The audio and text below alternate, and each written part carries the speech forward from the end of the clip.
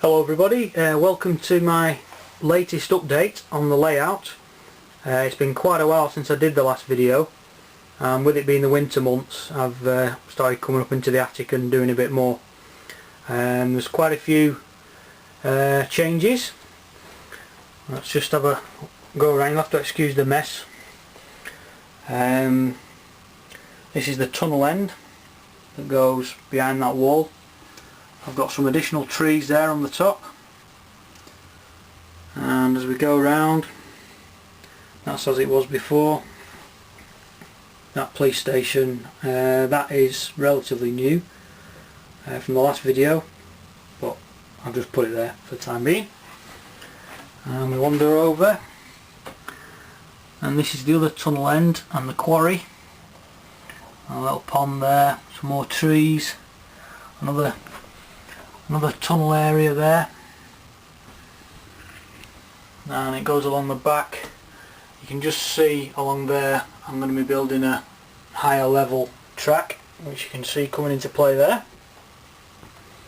We've got another mountain there, and then coming round, this is where the tunnel comes out. You can see the upper level there.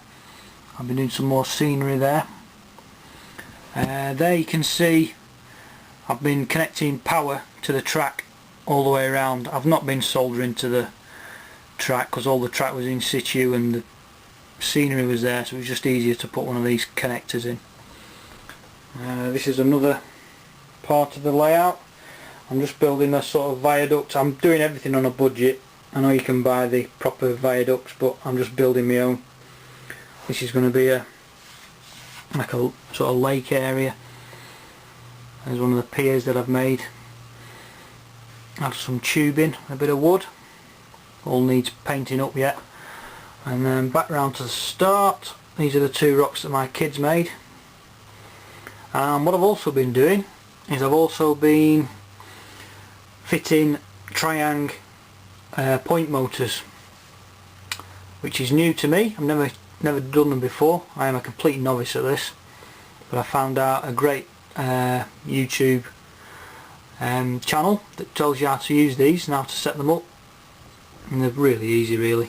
I've got one there, I've got one over there, and that one and this one operate at the same time. You press the button and these both change at the same time, so you've got the continuous loop round, because I'm never going to need to just change that one and stop here. I'm always going to be coming round. I've fitted a motor over there which goes onto the quarry line, which goes into the tunnel, round the back there and over into the quarry, and it terminates there. And what I've also done is I've also created this little control panel for the points. I've got some push button switches. I've just printed the layout, and this is just a piece of perspex that I've fashioned as a panel, and you can see there all the wiring around the back. That'll all be concealed eventually.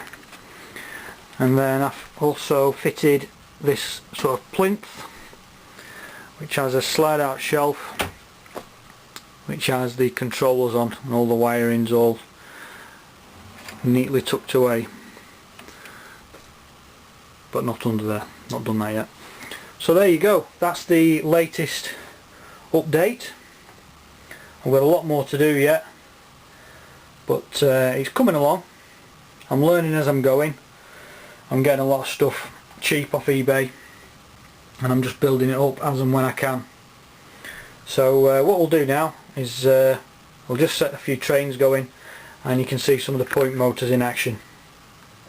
Okay, see you in a minute. Something else I forgot to mention is I've got these switches here that you can see there. I've got block 1, which is the red, the blue line, which goes all the way around, and block 2, which is the red inner circle.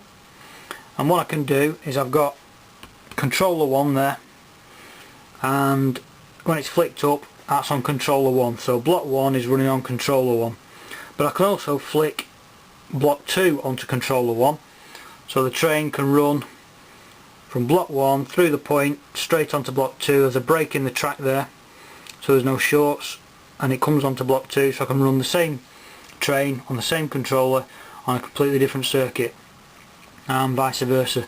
I can flick that to controller 2, I can bring controller 2 into play,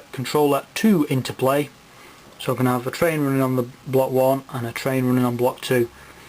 And if I bring a train into the side in here and then cut the point away, I can bring this train on block 1 back onto this track, and it just allows me to interchange the trains on the different tracks. That was just something else I learnt off YouTube, which is a great place for learning. So that's just another addition. Okay, right, let's get a train going.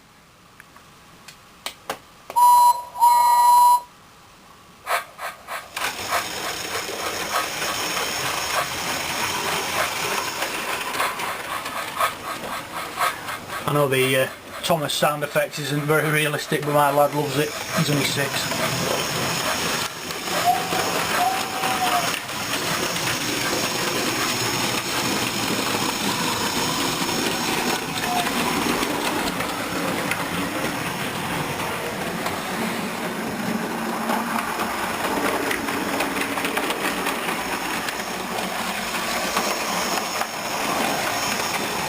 Okay, we're going to change the point now. Flipped across there, and in theory we should now take a different route. There you go. And back round.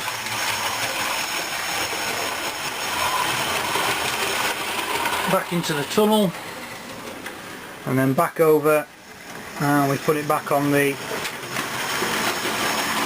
outer line, and away he goes.